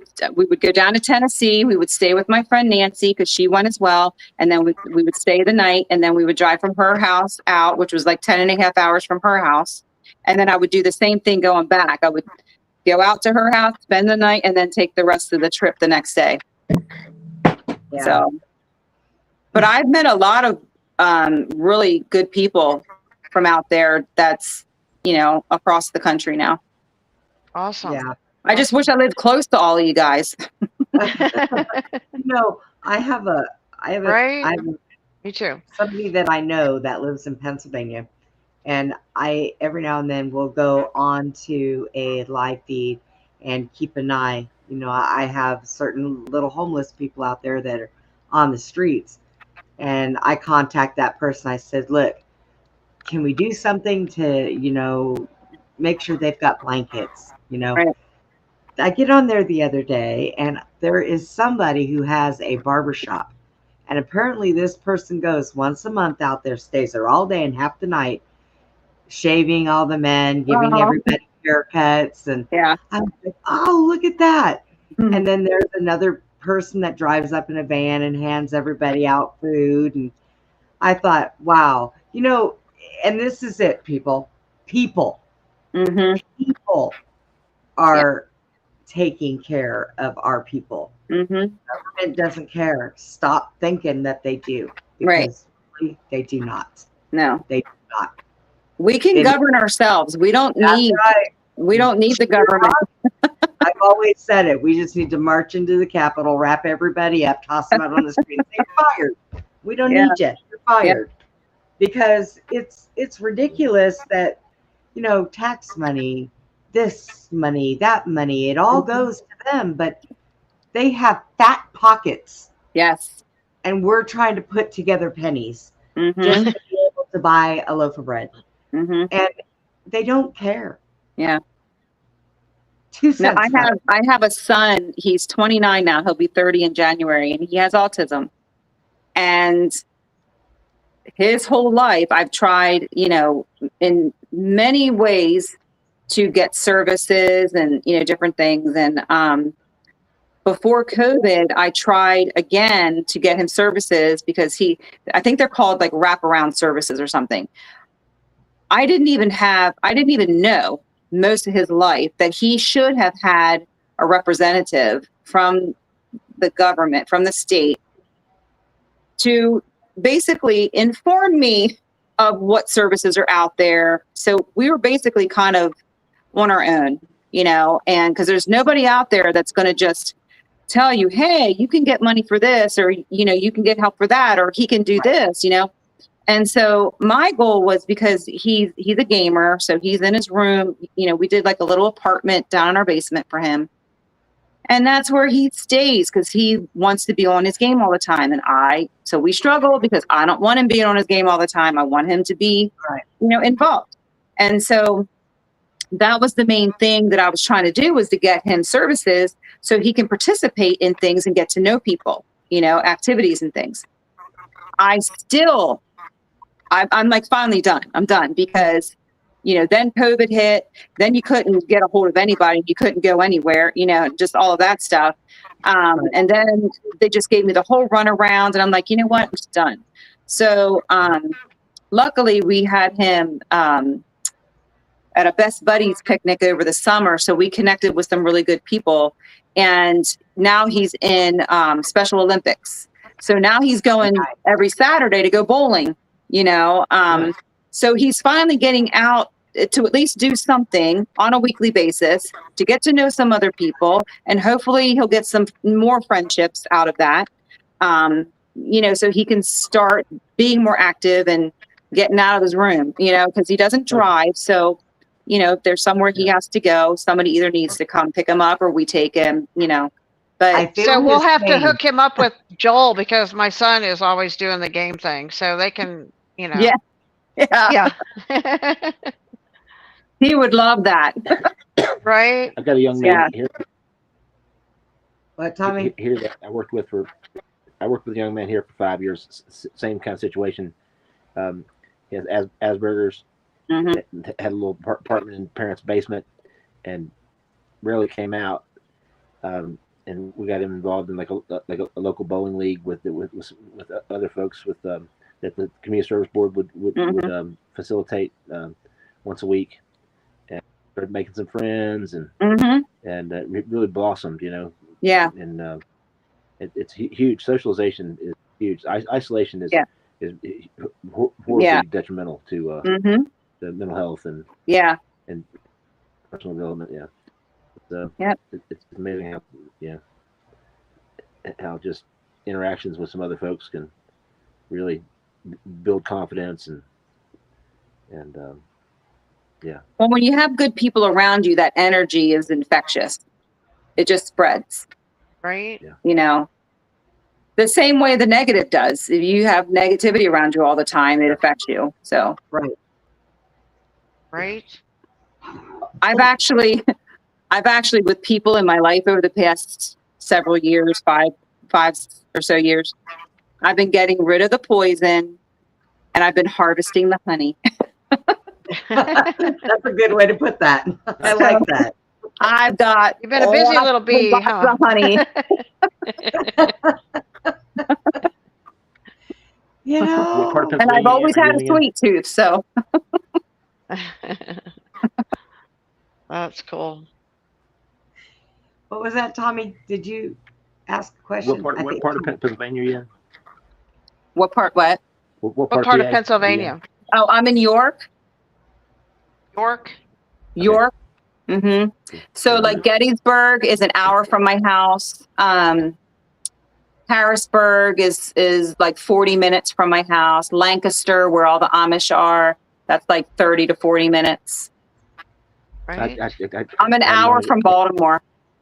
Yeah. I customers Now up here I was conceived in Pennsylvania. That's where I got started. Come home, Susie. Oh no. Yeah, right. I love that area. I born in Ohio, conceived in Pennsylvania, in the Pocono Mountains. Yeah. Nice. Beautiful. Yeah. Beautiful area. This is my friend Tony, by the way. I wanted to introduce him. Hi, Tony. Nice to meet you. Hey Tony. Tony the pirate. Hey guys. Did you just say you guys were playing pirates? No, so Tony the pirate. Oh, he's a Tony's pirate.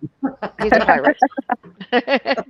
Past life, this life. He's not a pirate right now. Okay. He's Wolfman Jack right now. But. He's a wolf, yeah. He's a wolf. His throat's sore from talking like it. Hey. Right. That's right. Look, what happened that night that I hurt my eye? I had that patch, and even Tommy said, Oh yeah, Brenda had to wear a patch. everybody's running around going, "R."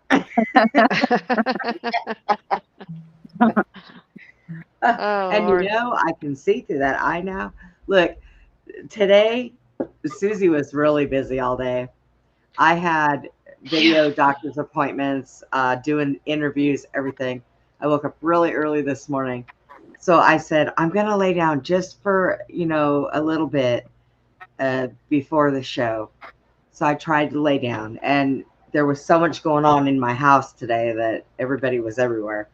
So I didn't get to, so I laid down, and apparently I fell asleep for like an hour. I woke up long enough to run a brush through my hair and turn everything on. Then I see a message from Nadine. Are you going to send a link? I'm like, oh my God, I can't. Well, you know what? I was waiting for you at 8:00 because I'm Eastern. I didn't look at your thing that said Central. I'm like, She thought that. She thought you might have got the Eastern, Central. I did. Yeah. Right. I forget that other people live around the world and the country, and that there are different time zones. Oh, I totally did not even think that. So Will just asked me how big were my propane tanks. I think they're like, they're the small ones. Grill for a grill? They're the size that you go down to the dollar store and you swap them out and you get the full one. You take it. They're probably a 20-pound. Something like that. Yeah. So I have a whole bunch of those. Yeah. Yeah. That's probably what it is. If it's the basic ones that you put on a grill, they're 20 pounds. Yeah, I think they're 20 pounds. So yeah. We had an RV, so we had a whole bunch of them. So yeah. That'll be and good. If anybody in your audience, has an RV to donate or to even lend for the season, you can get in contact with us also. Yeah. And get people, into shelter. That's good. Yeah. Yeah. If someone has an RV, maybe not using it for the winter until it gets them through, until they get a house built. Yeah. Yeah. Mm-hmm. Yeah, even giving them time to figure some things out, Yeah. Is it snowing out there already? So the day I was leaving, they were supposed to get some snow that night. So I think Jeff sent me a picture where at the mountaintops that you could see a little bit, but it wasn't like a lot. But he said they've been pretty lucky that they've had fairly decent weather ever since the storm. So they've been able to get things done. Like the roads, when we were going from little town to town, it took so long to get there sometimes because there's only one lane now because a lot of it's washed away. And so you had, you know, massive amounts of trucks going in and out to basically build up another side. And so while the trucks were dumping, then they'd have to back all the way out. So you're waiting the whole time for all these trucks to then back out. So then you can go, you know, so that's just a mess, you know. But yeah, people, you know, I think, you know, that this, it's not as bad as it is, you know, because our media is not telling you how bad it is. Any real journalist should be down there showing you the truth, and they're not, you know. Right. So Nadine, I hate to ask you this, but you know, because it's like the, you know, depressing part of it. But as far as what are you hearing about the body counts and that kind of stuff, you know, versus what, you know, fake news and, yeah, you know, people who don't report, you know, they just give you a couple numbers and We what are like you hearing? news. yeah. So in that area, they're saying 4,600 are missing and less than 290 were recovered. And so, so the man that David was talking about, in Chimney Rock, they're saying they weren't gonna. if you remember him telling his story about his friend Lenny, they were both parking cars for neighbors to keep them safe. So Donnie, Jeff's wife Donnie, she was the one day she was on a recovery down there to recover his body. They never found it, but they knew there's a body close by, at least one, because cadaver dogs had confirmed that that's there. They found his deflating device hanging on a tree, and it was it was in a big pile of broken up house debris, you know? Yeah. So they got through all that debris, and she said they went 5 feet down into the silt and did not find him. Yeah, I saw that, you know, I saw this one video today, and this guy was digging a hole in the you know, the mud that washed over, and it was like there are like thousands of trees and mud just all compiled, you know, so deep. I don't know how they could even begin to find the bodies in all that mess. I mean, I hate saying this, but I don't think they're going to. Yeah. I just don't. I think that Chimney Rock, they said they're not finding. Yeah, they're going to be finding bones for years, generations to come. Yeah. And yeah, because they're buried, literally buried. Yeah. So it's basically, you got to think like all these thousands of people, it's technically unmarked grave sites. Oh. You know, and that's just the reality that people don't want to really think about, but we have to think about it. And, you know, what good does it do to turn your head from something that's terrible, right? I mean, it's not going to change. It's not going to change the outcome. So you kind of have to face it head first and just barrel through it. And you'll come out the other side. It's just, Tammy says, Nadine, Tammy is in the chat. She says she needs to raise money so that she could bring her cadaver dog there. So she has a dog that does that. So that she can get one again to our site and private message us. Okay. With whatever information, and then Jeff can get that information into the right hands. Okay. Yeah. And you know, there's a gentleman in Tennessee, in Oak Ridge, Tennessee. His name's Armad Voss, and he created it. He developed a machine that finds clandestine graves, which they could also be used for body recovery. But it works on the bot. He was one of the pioneers of the cadaver lab up there. The machine like detects the specific chemical composition, chemical signatures that off gas body as it decompensates, decomposes, and he's not that far.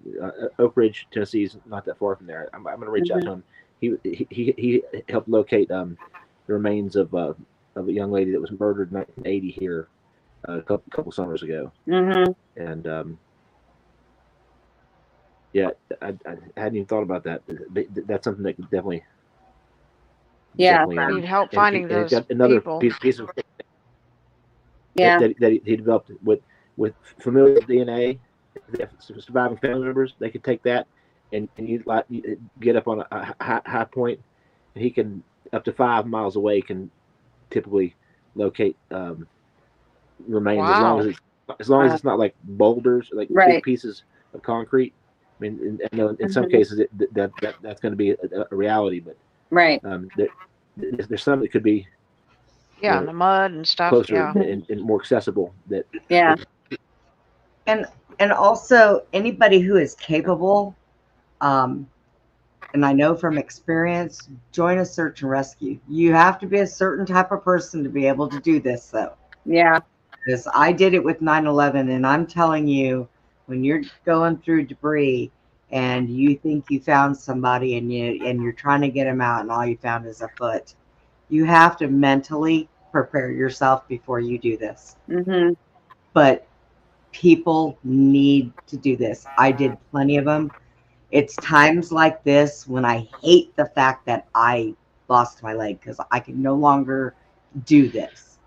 And I am sure, are going to need plenty of people.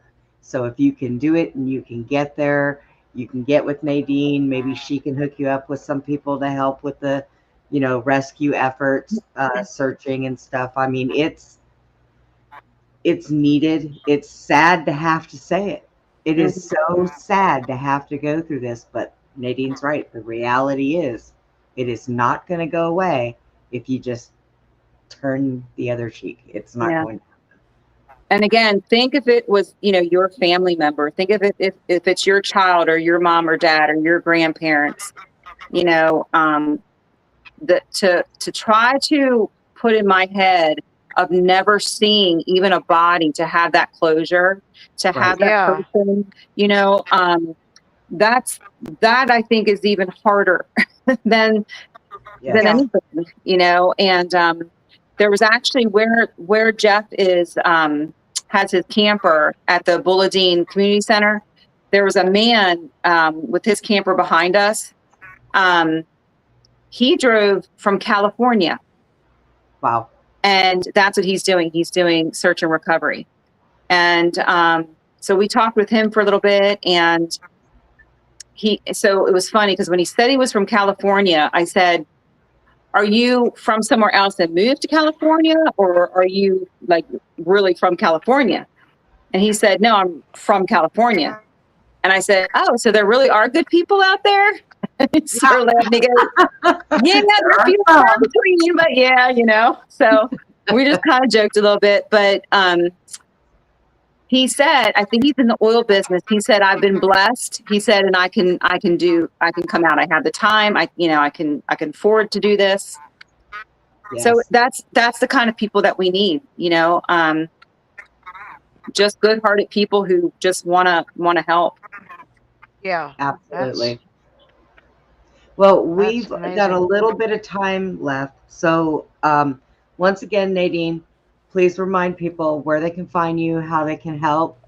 And I want to say to everybody out there, if you can help this foundation, please do. Nadine's right. There's a lot of scamming going on, so we understand that. Just make sure you can be in contact with the right people if you're going to donate anything. because you're giving money to scammers. That's not going to help anybody. So you need to have the right people connection. So Yeah. Nadine, go ahead and let everybody know again. So the Facebook page is Foxhole Foundation. It's spelled FQXHOLE and then foundation. So on that page is the link to donate. We are working on a QR code to make it easier. But with him being down there, it's a little hard, to do everything. So just please be patient with us because we're doing our best. Again, we are very transparent. You can follow me on my page and you can see. I think that when you see it on social media, you can kind of gauge what kind of a person somebody is. And I think if you go on my page, you'll see the kind of person that I am. Same with Jeff. You can go and see who we are, and hopefully will trust me. And I'm not afraid to talk to you on the phone. I'll talk to anybody. So if you want to actually speak to me, message me, give me your phone number, and I'll call you. Thank you, Nadine, so much for coming on.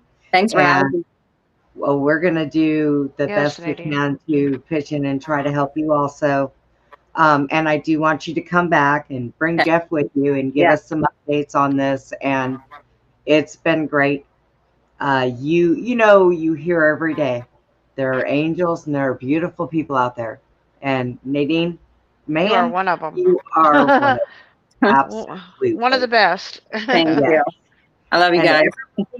We love you. Thank you. Reach out to you to get you to send Hey, packet- Brenda, can you packet. show Nadine the little present that you got? Which one? I You get know, all the little kinds of fuzzy them. one. The little fuzzy one. Oh my, the one that got sent to you and She'll I? love that. Yeah, we got a present from somebody. Two, one for her, one for me. And Here, dude. He's up there with my big one that I've had for a couple of years now. I didn't put batteries in him yet. Tell her about it. Tell her a little bit about that real quick. Yeah, I had got that Trump 2024 flag from Barron, and he said, I got something else I'm going to send you. And I said, well, make sure you send me two because of my friend. So I didn't know what he was sending, and I got the box that had them both in there. So I got a hold of Susie, and I'm like, oh, we got our presents. Now, when you're saying Barron, are you talking about Barron Trump? Yes. Yes, he sent those to us. Let me tell you what, I feel in my whole heart and soul and gut that I'm going to meet Trump one of these days. And I believe that boy of his, excellent person. I have no doubt. My granddaughter went to, when they were living in Florida, she played soccer with a girl who went to school with him. Oh, wow. Nice. Yeah. And he's a good kid. Yeah. They did the right thing keeping him as sheltered as they did throughout everything. And he did not get any chances to learn any of the bad things in life. Right. But he's very level-headed. He's a good kid. Yeah, good. So, and I do know in the future that he is going to be involved in politics. He learns a lot. Mm-hmm. And very smart. Oh, yeah. So, yeah. But yeah, so Nadine, yes. Do you have a packet of your graphics and information from your foundation that you can send me so we can push it on social media platforms and send it out to other friends and influencers and stuff to get the word out? Yeah, you mean like our logo and our link? Packet. Like a media packet, like a graphic, like a logo and like. Yeah, I have my logo. Yes, I can send that to you. That's Awesome. what's up in the background right now, Tommy. You can't really see it because we're all on here, but I put her logo up on the background for the show. And I'm going to keep it that way. When she comes back, I can have it up and switch them around whenever she comes. So, Right, and be sure to send her a friend request, Tommy. Yeah. So That logo was designed in 2 days.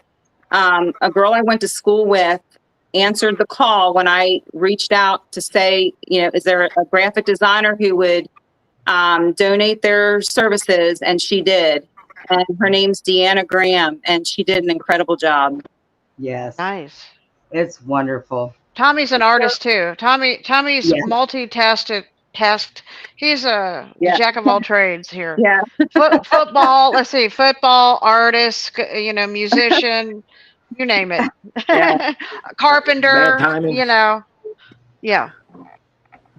Awesome. All around guy. Carpenter, Well, we're all friends now, so.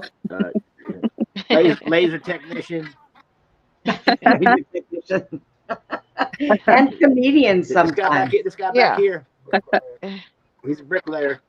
Is he There you a go. comedian too? He's a good carpenter too, huh? Musician carpenter too. Huh?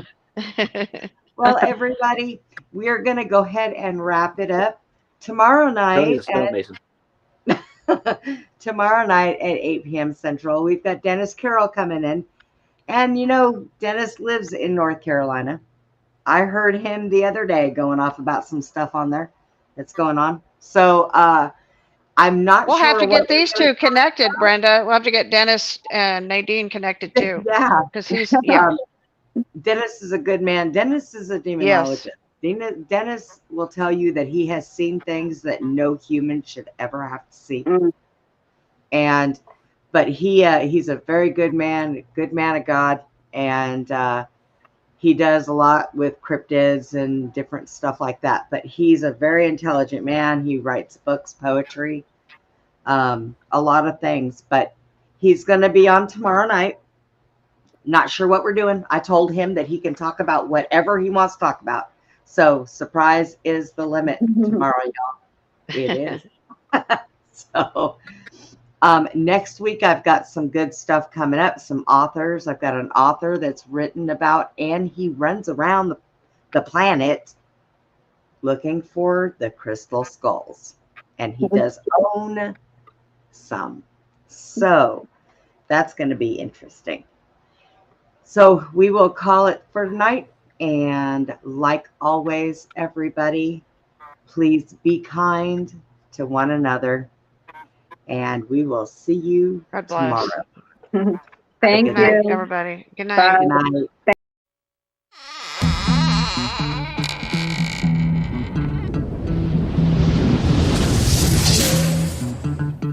Goodbye for now, from Beyond the Box. Please join us again for Beyond the Box, Friday and Saturday evenings, from 9 p.m. to 11 p.m. Central, 10 p.m. to midnight Eastern. Join us for more intel bombs from our extraordinary guests. Good night, Putin. Good night, Tucker.